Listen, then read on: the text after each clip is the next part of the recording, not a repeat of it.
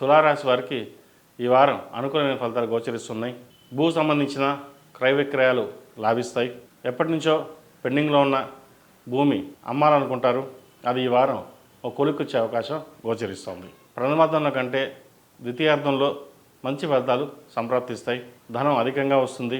వచ్చిన ధనాన్ని సద్వినియోగపరచుకోగలుగుతారు. ఈ వారం దూర ప్రాంత ప్రయాణాలు అవసరమైతే తప్ప చేయకుండా ఉండడం అనేది చెప్పదగినది.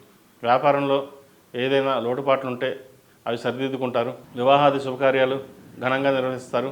విద్యార్థులకు కష్టపడి చదవాలని ప్రయత్నం చేస్తారు. కాకపోతే మనసు స్థిమితంగా ఉండదు. అతి స్నేహం కూడా మంచిది కాదు, అతి నమ్మకం కూడా మంచిది కాదు.